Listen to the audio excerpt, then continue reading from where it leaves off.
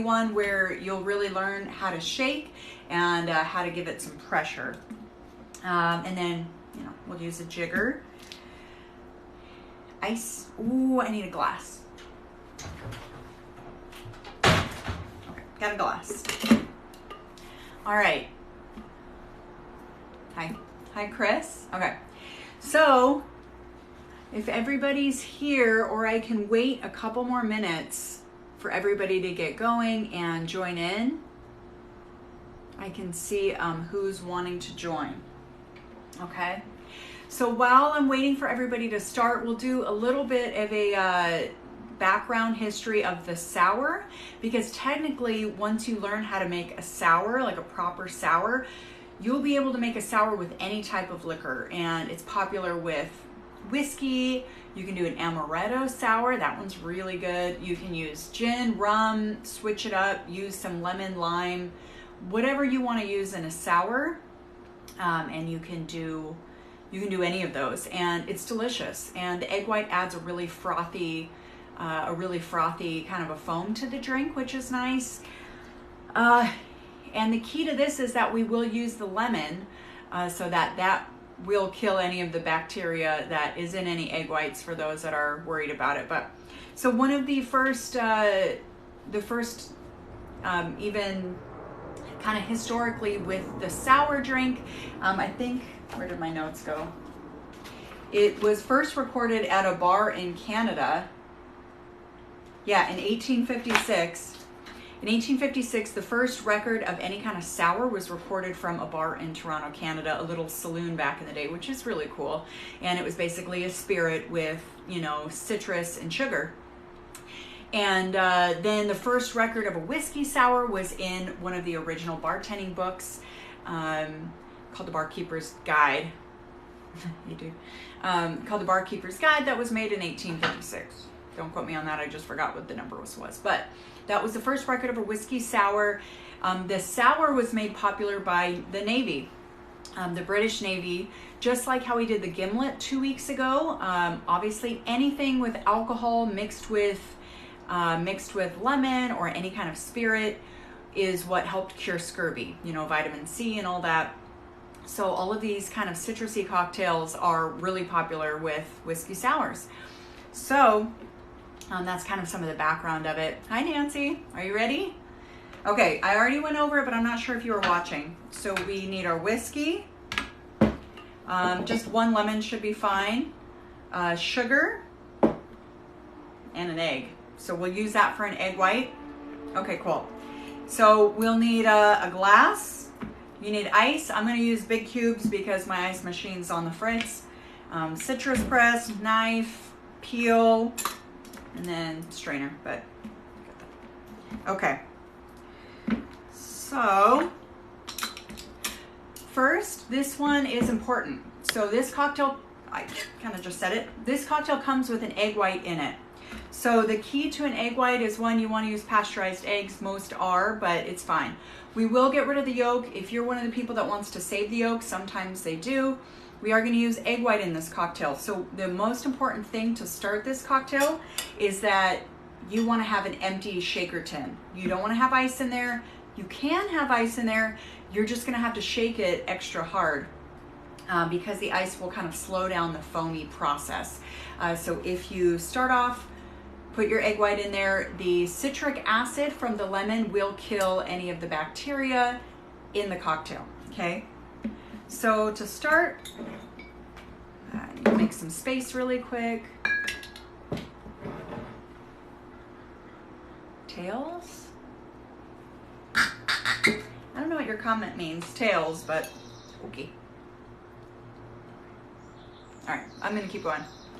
So anyways, I'm frazzled today. Okay, so like I've said before and mentioned, when we have our Boston shaker tin, we're always going to start with a smaller shaker. So we pour small to big. You don't want to pour big to small. Empty shaker tin. First step, 2 ounces of whiskey. Honestly, if you don't want to use whiskey, you could use a different liqueur. Amaretto is really nice in this too.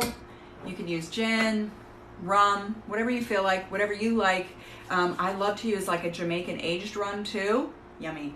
Similar to a daiquiri, but has lemon. Okay, so 2 ounces of whiskey. Jesus. Take our lemon, and we're gonna start off by peeling it, okay? We're gonna get our garnish ready before we cut it because that's hard to get the garnish ready after the fact, right? So get our lemon, we're gonna peel the garnish. So get a good, start with a peel. You can put your thumb over it, top to bottom. Uh-oh, don't do that. Always go top to bottom, find this, go down. That's the easiest way. Save this for later. Don't squeeze it yet because we need to keep the oils on the peel. But now that we have our garnish ready, then we can cut it. Sometimes I forget that step, so don't forget that step because then you don't have a garnish, or you can try and finagle it, but it's a pain in the ass after the fact. Okay, so cut our lemon in half. We'll probably only need half the lemon because I don't like mine too sweet, but you can do about 1.5 ounces of lemon juice if you want. I'm doing 1 ounce of lemon juice. Okay, so squeeze our lemon into the jigger. Uh-oh, spilling it everywhere. So this is a good lemon. Okay, I'm just gonna squeeze the extra in there because why not? Okay. So we have 1 ounce of lemon juice in our jigger. We need to do 3/4 ounce of simple syrup. That's the best balance for 1 ounce of citrus. I like 3/4 ounce of simple syrup. You can change the amounts if you want, just 1/2 ounce of simple syrup. If you're doing 1.5 ounces of lemon juice, then do 1 ounce of simple syrup. Okay, so I did 2 ounces of whiskey, 1 ounce of lemon juice, 3/4 ounce simple syrup, and then the egg white, okay? And I just realized I didn't get a dump bucket for the egg yolk. Okay, so obviously, carefully separate the yolk from the egg white and drop the egg white in there. The more egg white you get in there, the more foam that you'll have, which helps the cocktail. I'm unprepared today. Okay. Alrighty. So we don't add ice yet. So we still are not going to add ice. This is the most important part because we want to get the foam from the egg white. So we're going to have to shake this really hard and for a couple of minutes. So when we do this, you're going to seal the tin. Egg whites will expand when you shake it. So don't be surprised when you open it. It might get a little bit everywhere, so be careful. But this one, we're gonna have to shake for a few minutes, and we're gonna shake really hard. If you don't have foam, you haven't shaken it hard enough, okay? So this is a time where I'll put my hand on both sides of the shaker tins instead of just doing a one-handed, because I wanna make sure that this stays sealed while I'm shaking it, or else you're gonna get egg whites exploding. I use 2 ounces of whiskey. 2 ounces of whiskey, not 1 ounce. But yeah, that's the rest of the recipe. 1 ounce lemon juice, 3 ounces of simple syrup, and an egg white, okay? All right, let's shake. This one, you gotta put muscle into it. Bro, get the fuck out of here. Are you asking to see my tits? Bye. Fuck off. Okay. Okay, yeah, so shake it really hard, ignoring him.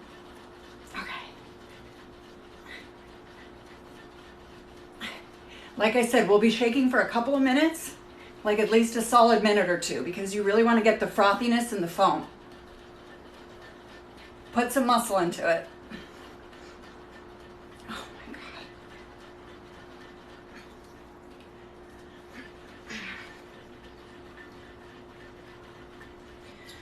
Okay, so we'll check on our foam. Put your thumb on the flat part of this and pop it open. See all the foam we got? Looks good. All right. Okay, so we have a good amount of foam, and now let's add the ice. I'm just gonna put in 1 large cube.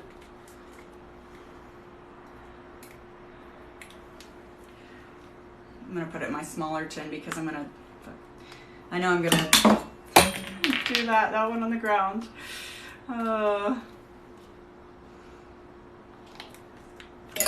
Okay. So as long as you have a good amount of foam in your shaker tin already, then keep going with this next step. If you don't have enough foam in here in your shaker tin, keep shaking. Okay. So So now that we have enough foam from the egg white, now we'll add ice so that we can chill the cocktail. So if you want, you can either serve this drink on the rocks. Some people like it up as a martini after you shake it. That's a personal preference. You can do it either way. So I kind of prefer mine on the rocks. So I'm gonna keep it in this glass I'm gonna keep it in this glass and probably put a new ice cube down or just pour it because I don't care. If you wanna be fancy, I would put fresh ice in this glass, shake it with this and strain it. But I'm just gonna shake and dump because I'm at home and I don't really care. If I was working at a bar though, I would always use fresh ice, or if you're making it for your friends, use fresh ice. So now that we have enough foam, shake it again with the ice. Like I said, we always wanna do the circular shake and not just a back and forth so we can optimize the cooling, right?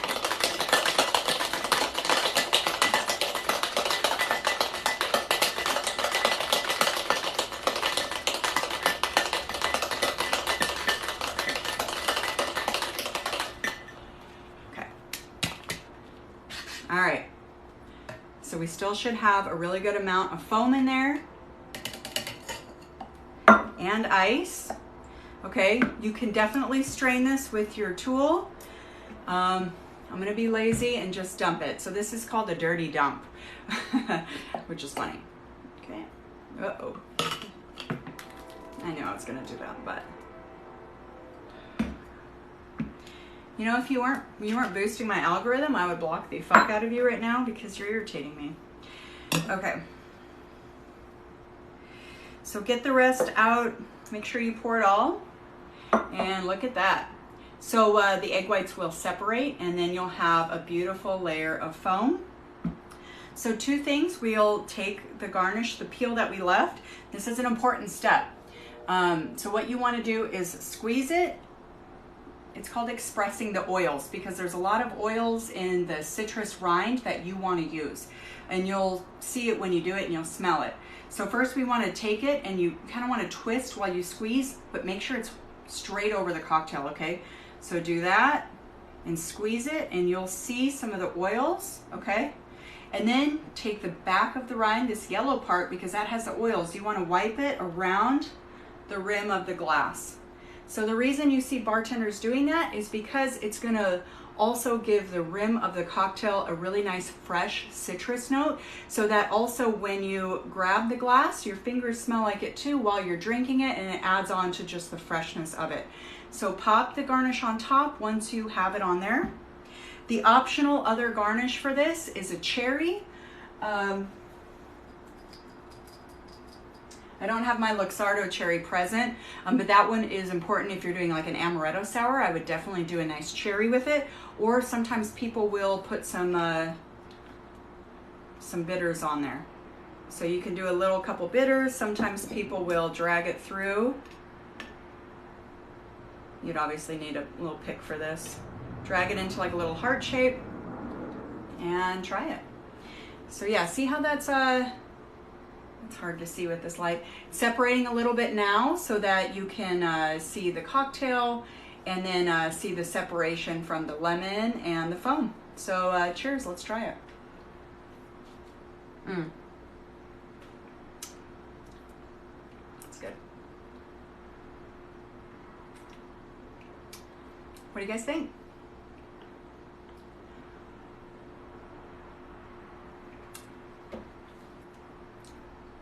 Alrighty.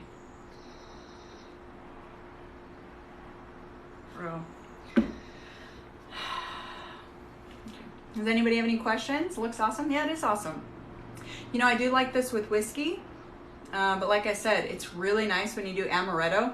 Oh, as a tip, if you do it with amaretto, like a proper amaretto sour, make sure that you take down the level of simple syrup that you use, the sugar, because amaretto is obviously sweeter. So don't add extra sugar, or test it out and see what you like. But yeah, cheers. Has really nice citrusy. The foam makes it nice and creamy. It balances it out. Balances it out really well so that it's not too sweet, it's not too sour, and it gives it a nice creamy, like lush, luxurious flavor.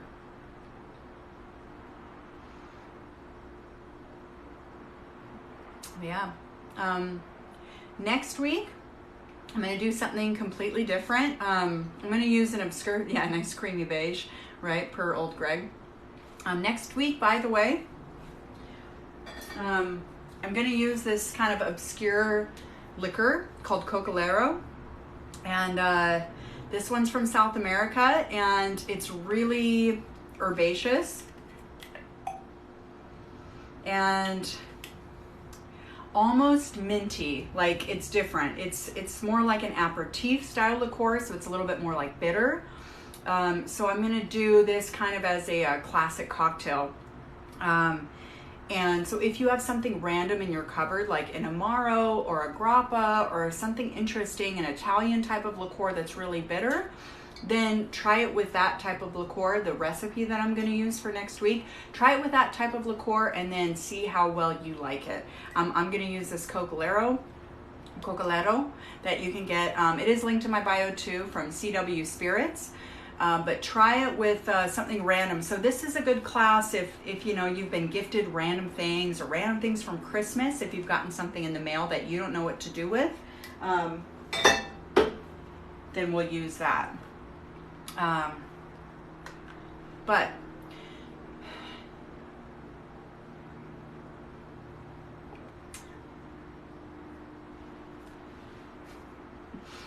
anyway, so yeah, I hope everybody enjoyed the whiskey sour. I went over some of the sour knowledge earlier, but sour cocktails started from the British Navy, made it popular back in the day. As you all know, scurvy was a big issue on the boats, and they found out that it was basically a vitamin C deficiency, so what caused scurvy. So at the time, a gimlet was one of the cocktails that was prescribed, made with gin and fresh lime juice, specifically Rose's lime because it has a little bit of sugar in it. But the sour cocktail was also one, lemon with rum and whiskey or whatever they had. Rum was super easy for the sailors to get because it was so easy to make from sugar cane and from going back and forth from the Caribbean. It was super cheap, obviously. So a lot of them used rum with the lemon, and then, like I said before, some of the classic cocktails are so similar, they're just one ingredient off. So technically a daiquiri, like a classic daiquiri, it's going to be rum and lime juice and sugar. Traditionally, it doesn't have an egg white, but you know, if you think about rum, lime juice, and sugar, that's a classic daiquiri. What else is that similar to? A margarita. Just put tequila in there. Or if you add vodka, you're going to have a kamikaze. Or if you add cachaça from Brazil, you have a caipirinha. So it's all really similar as a cocktail. And then, so the sour became popularized by the British Navy. And then it became more popular from a bar from Toronto, Canada in the middle 1800s, about 1847. They found the first handwritten book about a sour cocktail, which is really cool. And then it got put into the Bartender's Guide in the classic bartender, one of the first bartender books written in about 1857 or so.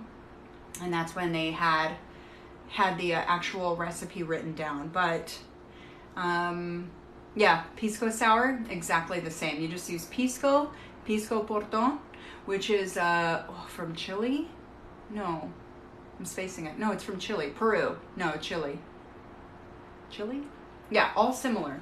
So a lot of classic cocktails are just one ingredients of difference, and then you have a different cocktail. But for those following along, might just be Nancy. How's your cocktail?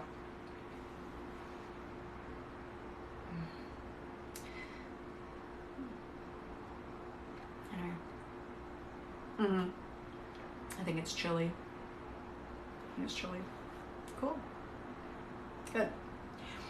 So do you see how the amount of 1 ounce of lemon juice and 3/4 ounce of simple syrup is really good? Yeah, I usually do too. I actually don't like maraschino cherries. Not my favorite thing. I buy Luxardo cherries, which are a little bit better. They're more expensive for sure, but I like Luxardos. I'm in the middle of moving, so I think my Luxardo cherries are boxed up. I had to go to the new apartment to get a whiskey. That's why I have a random Costco whiskey, because I opened the box on top and I was like, well, this is the whiskey that's on top, and that's what we're going to use. I don't have any more time today, so I used my Canadian Irish whiskey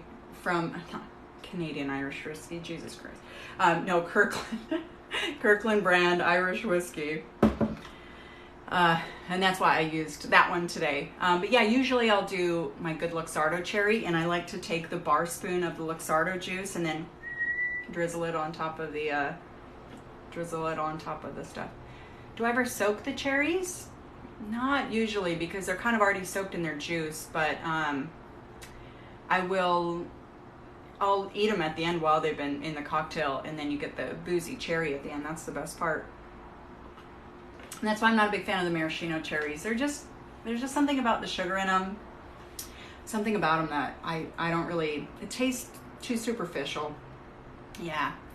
Plus Luxardo cherries are just prime. They're the most expensive, but you get what you pay for. It's like buying Grand Marnier or Triple Sec. Triple Sec is so cheap and shitty. I mean, it's fine and it gets the job done, but when you add Grand Marnier to a cocktail, it's so good. Chef's kiss. By the way, if you don't know what Grand Marnier is, Grand Marnier is just essentially a high-end orange liqueur. So just like with vodka brands, any kind of whiskey brands, you have a low end and a high end.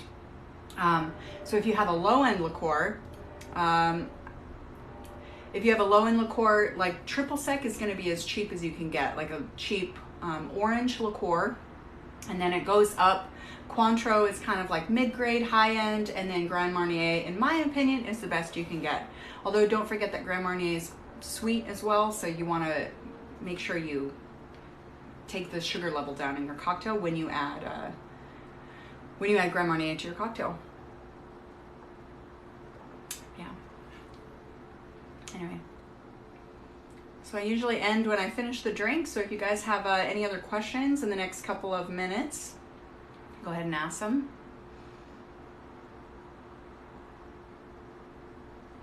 And yeah, keep going. Yeah, speaking of the blackberries, by the way, that's one of my favorite cocktails is if you muddle blackberries, whiskey, lemon, and sugar too, you can do that. You can make it with blackberries, it's delicious. Blackberries and whiskey is my favorite combo. I made a cocktail video maybe a year ago about it, and it's still one of my favorite things, and it's so good. So I'm actually excited for those that follow me and know that I have that Humboldt, the hemp infused vodka. So I have a friend in town because I'm a brand ambassador for CW Spirits, which is the online liquor store, and they sent me the Humboldt. But I have a friend in town who is a straight brand ambassador for Humboldt Distillery. And so there's a little dinner tonight where it's a 3-course dinner, and then they have pairings of all of the courses with one of the Humboldt liqueurs and in a cocktail. So they're doing the Humboldt, the hemp infused vodka, they have a spiced rum, and they have something else which is cool. And so then they're doing like a little 3-course meal with little pairings and all the alcohol. So I'm pretty excited about that. And that's like one of the perks of the job, which is cool. One of the perks of the job, which is cool, and I'm excited about it. But okay,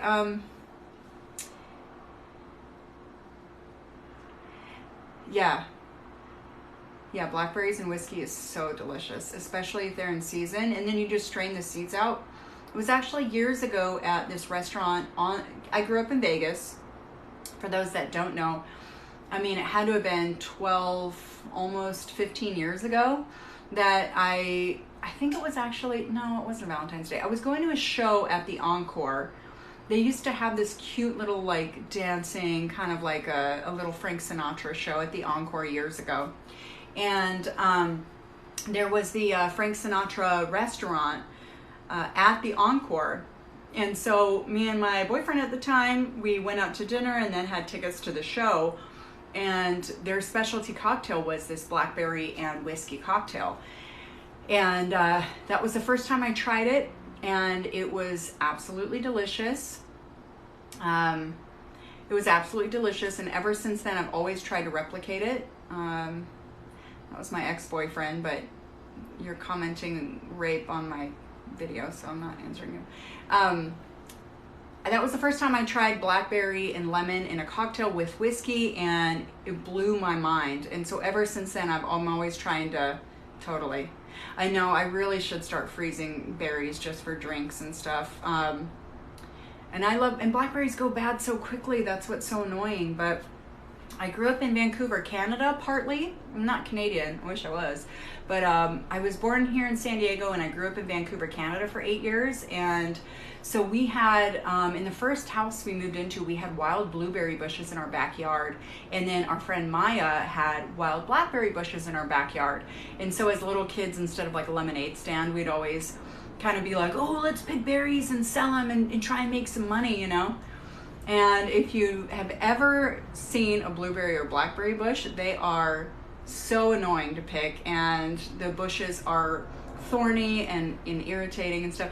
We'd literally pick berries for I think 30, 45 minutes, and we'd just be complaining out there and getting pricked, and then we'd have like a little bowl of berries and we'd be like, oh fuck it, we're just gonna eat the berries. We never ended up selling them, but ever since then, berries are my favorite. Raspberries, blueberries, blackberries. I love them. Yeah. There's nothing better than just when you get a really nice, like, ripe blackberry. They're so good because I grew up in the Pacific Northwest. For those just joining, I just did a whiskey sour cocktail class, a virtual cocktail class.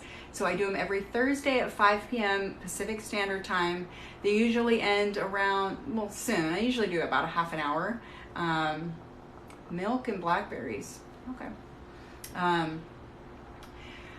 So I'll make an announcement for what the class is going to be for the next week. And if you want to get the ingredients, you can join in. If you want to just watch, you're always welcome to watch. Can I make another drink? I can. I need to get stuff back out. I don't have another. Okay, I guess I could reuse the egg white. I can. When I finish this. Be lazy.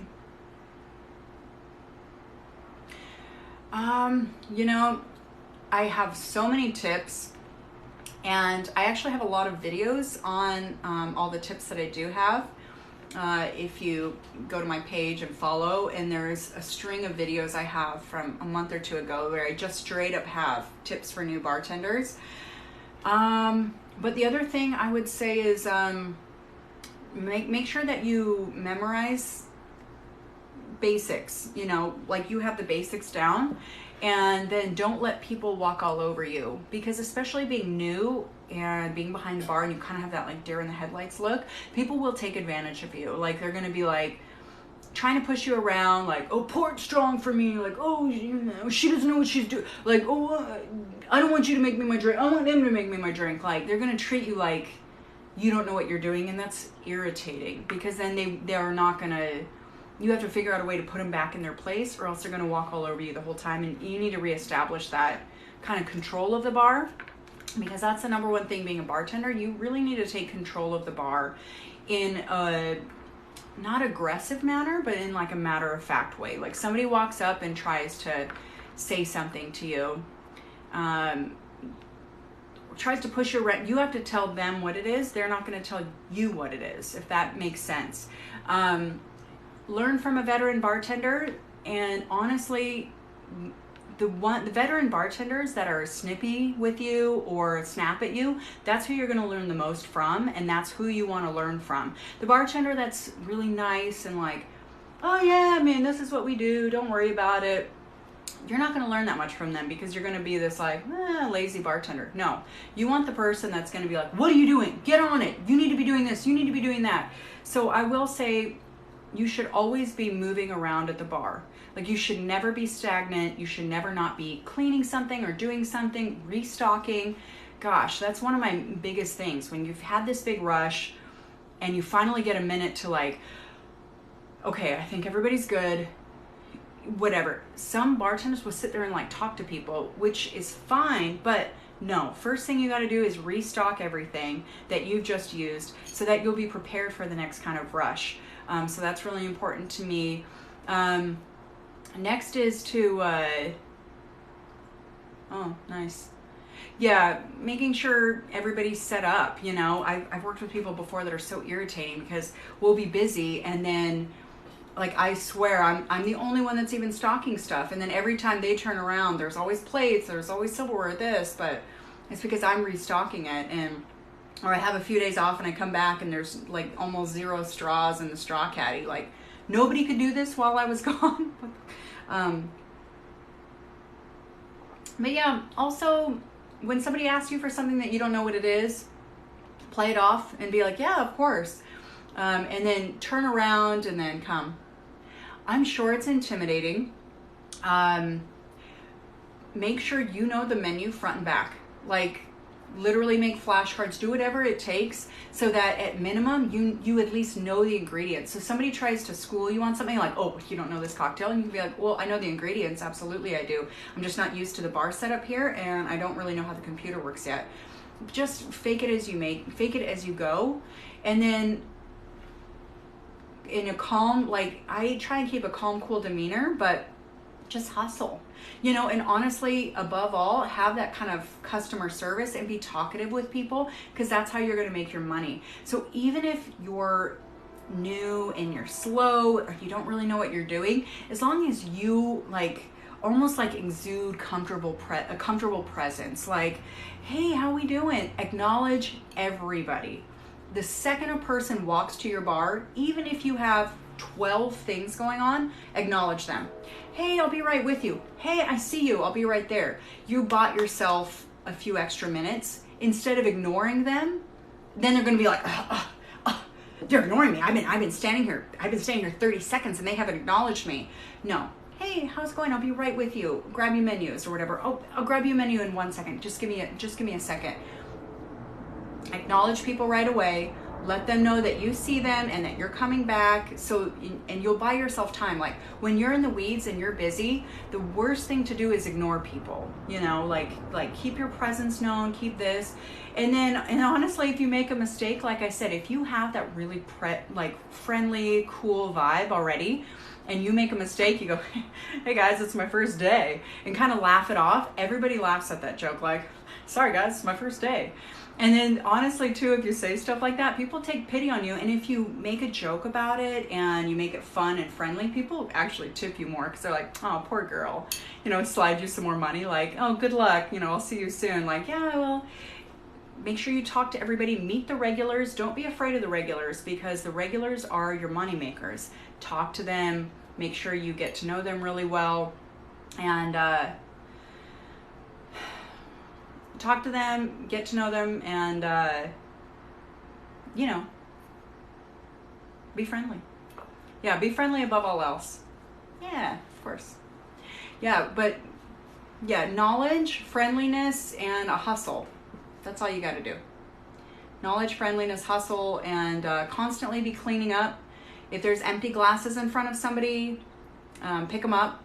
One of my good tips too is physically ask people if they want another drink. You know, don't just assume somebody's going to speak up. Like, when somebody has an empty cup or getting empty, like, specifically say, hey, can I get you another cocktail? You know, or hey, can I get you another glass of wine? Don't just be like, you good? Because there's sometimes too, when I'm dining out and I have like I'm on my first or my second drink and it's almost empty, and I'm like, well, if they ask me, I'll get another one. If they don't, I'm good. And if they ask me, I'm like, oh, of course I'll have another one. But if they don't ask me, I'm like, I'm fine. Like, they never came back. It's all good. I don't need another cocktail. So specifically say, hey, can I get you another cocktail? And you'll increase your sales. That's one of my biggest like tips for a bar. And the more sales you make, the higher tips you make. So that's what's important. You're there to make money above else. If anybody else is being mean to you, let it roll off your shoulders. Just like this comment section on the video, let it roll off and pretend like it's not even bothering you. But exactly. This stuff is like what you'll deal with all the time. You're going to deal with creeps. You're going to deal with people making comments, and you just have to have thick skin and let it go. You know, the more things bother you, your energy determines your money. So if you like laugh it off and have fun with it, like you're on display, you're a performer, you're an entertainer above all. People are there for an experience and for a good time. So I will I'm actually a pretty kind of shy person. I'm a little bit more introverted, but I'm like literally get to the bar, I have my energy drink, I'm ready to go. Like when it's work time, like I'm ready to go, and I have no shame.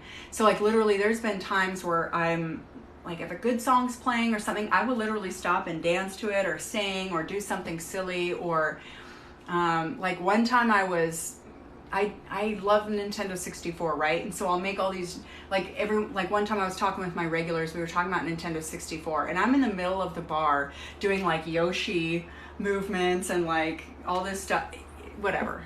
You gotta goof around, and then everybody's like, damn, that chick's fire. Like, she's cool, she makes excellent cocktails, and that chick's badass. Like, I wanna order from her, I wanna get her. Oh, and also, clean as you go, okay? You're a machine, all right? Wherever you pick up a bottle from, you set that bottle right back down. If the label's facing you keep the label facing the customer. Don't ever turn something around. Keep it pointed out. Just like that. You always want the label pointed out. If you grab something from here, it goes right back here. If you grab something from there, it goes right back there. If you have your syrups lined up, you always put it back in the right spot so that next time you can just grab it, and you know where everything is. And you know, one of my biggest pet peeves is when another bartender fucks with my products, moves my stuff around, and it slows me down. They use my shaker tins and they leave them all dirty in the sink so I can't keep going. Oh man, that annoys the living shit out of me. Wash as you go, because even if you take the extra 20 seconds to just clean up really quick, it's just going to save you that much more time when you're making the next drink. So that's just so important. Messy bartenders are terrible to work with. They're so infuriating because they're prioritizing themselves and they're slowing you down. And to me, I think that's just so rude. It's so rude and it's selfish that they're not even considering everybody else that they're working with. They're just causing a scene, like, you know what I mean? They're creating chaos when it doesn't need to be chaos. Like, if you're busy, they're making it worse. You know, they're not, it's not a controlled chaos. It's just like chaos, which that's when I start to get stressed, and I'm really even keeled. I've been doing this a long time, but when I feel overwhelmed and things are just messy and I'm like, okay, I got my list in my mind. Okay, I gotta do this, I gotta do this, I gotta do this. And I turn there, everything's dirty. Okay, stop, clean that up, got it there. Okay, turn around, somebody put an empty bottle back. Seriously? Somebody didn't switch the bottle out? Okay, switch the bottle out, get a new bottle, do this, do that. Do something else, there's no garnish it. There's no like limes. Are you serious? Like 3 times now I'm stopping because somebody else couldn't take 30 seconds to fill that up. Like when they were the ones that took the last thing of that, it's irritating. Yeah, a recommendation for a sweeter cocktail with scotch, a penicillin. So that's going to be kind of similar to this, and it's called a penicillin because the classic cocktail was made with scotch and ginger and lemon and honey. So just like if you're sick and people recommend ginger, lemon, and honey, that's a great cocktail combo. I mean, it's a great flavor combo. So it was based out of New York City, the penicillin, and gained its popularity a couple years ago. It's a newer aged, I'm spacing the word now. It's not a craft cocktail. They call it it's like a newer classic cocktail that's created in the last 10, 20 years. That's popular. So you can either make a ginger simple syrup. I don't have it handy. You can either make a ginger simple syrup, but I like to use, use honey. But I like to buy, I have a ginger liqueur, and it's delicious. So do 1.5 ounces of scotch, 1/2 ounce of ginger liqueur, or 3/4 ounce, depending on what you like. I probably do an ounce or 1.5 ounces or so of lemon, and then 1 ounce or 3/4 ounce of honey. Water down the honey a little bit so it doesn't get all stuck and thick. Yeah, but what proportion should I use? That just comes with time and knowledge. Exactly. No bartender does know everything. More nervous about not knowing common drinks. Do some research and literally have the ingredients in your mind. But yeah, I mean, honestly, if you're I work with new bartenders all the time. If you ask me how to make a Long Island, I'm going to be fucking annoyed. Oh, how do you make the Long Island? Really? It's a Long Island. Everywhere makes it the same. It's been made the same way for 30 years. You know, if you ask me something like, well, what's the ingredients you put in a, not an aviation, because that's a little bit more complicated, but something else like, what's in a Manhattan? Okay. It's not as common unless you work in a high-end bar. I can help you with that. Or what's your perfect recipe for a whiskey, an old-fashioned or something like that. But if you go, how do you make a mojito? I'm going to be like, bro, do you not know basic research? So I would just kind of research classic cocktails and work with it that way. But honestly, sometimes it's just really hard to remember what a cocktail is until you've made it. So like some of them, I honestly still can't even remember the difference between a Sea Breeze and a Bay Breeze. I think a Sea Breeze is grapefruit and a Bay Breeze is pineapple and cran. I think a Sea Breeze is grapefruit and cran and a Bay Breeze is pineapple and cran, but like I've been bartending 10 years, I still don't remember that shit. And it doesn't matter. Either you just go, babe, and everybody else does the same thing, unless you work somewhere that's popular. You just go to the other bartender, Bay Breeze is grapefruit or pineapple? And they go, no, grapefruit. And you're like, yeah, got it. You know, it's okay to ask, and then don't ask again, because that's annoying. And honestly, if they let you have your phone out, just Google it really quick and fake it till you make it. So the other person asking about knowing what the proportions are, right, just add cran to everything, dude, for real. Literally, a splash of cran, it works with, a splash of cran works with anything. If you're like, I don't know what to do, throw a fucking splash of cran in there and everyone, oh, this is pretty good. As far as cocktails go, I just posted a video literally yesterday or the day before. Although I moved really fast, and I totally get that it was confusing, and sometimes I try and go fast because it's TikTok and I want to get the information out quickly so people don't lose interest. But after watching it and I didn't get a lot of views, I realized that it was really confusing and I need to break it down a little bit more. But as you're bartending, you need to have basic recipes in your brain about classic cocktails. You know, like in any kind of martini, you know that you're going to have a 3-ounce cocktail, essentially.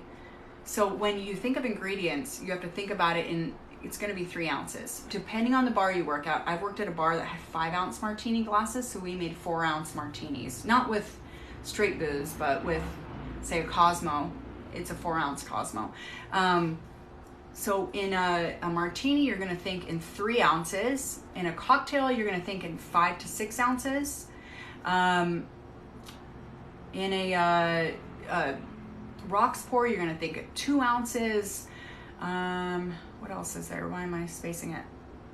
Those are the basics, right? So say for a martini, you know that you have a 3-ounce drink, right? Also, you have to ask the bar what their rules are. Some bars, say somebody orders a straight vodka martini.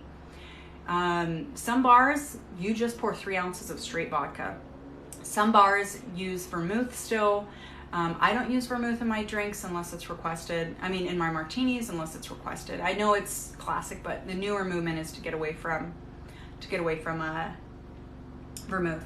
So if somebody says dry or wet, that refers to the amount of vermouth. That's another story for another day.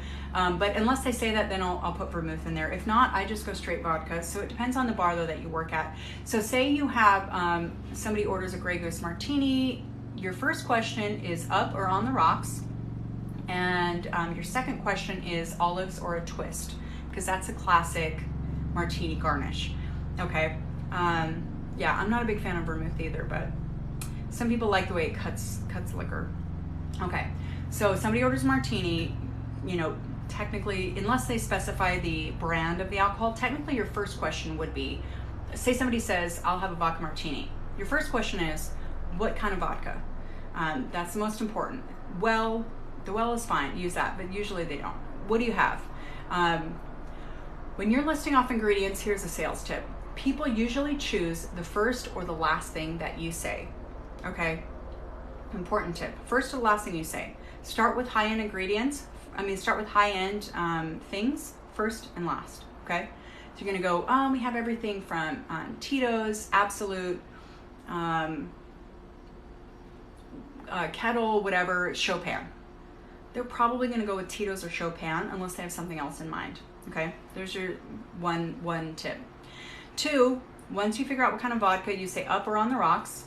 And then when they say up, okay, olives or a twist. If they say on the rocks and you're a bar that works with big rocks, ask them for big rocks or small rocks, but that's kind of trivial. And then if they say they want a dirty martini and you have it up, so if they just want a vodka martini, you're gonna do 3 ounces of, say, Grey Goose, shake it up or stir it. You can ask shaken or stirred too, but with vodka, I always shake. Pour out the martini, do the twist, right? Yes, Gibson is onion. And then whatever they say. So if they say dirty, you know that they want olive juice in that martini, okay? So when you think about that, so if they say a dirty martini, then in your mind you go, okay, a dirty Tito's martini. So you're gonna switch that recipe in your brain from 3 ounces of vodka to 2.5 vodka and ½ ounce of olive juice. Okay, and then you're gonna shake that up. If they say extra dirty, you're gonna switch it up to 3/4 of an ounce and 2¼ ounce of vodka, if that makes sense. So you just mix things in your mind. If somebody orders a different cocktail, they don't want any sweet, you just ask for something else. So on the other comment about a Gibson meaning onion, this is also true. If somebody orders a Gibson martini, all that means is they want an onion garnish as opposed to olives or a twist, okay? If they order a dirty Gibson martini, that means they want onion juice, not olive juice, okay?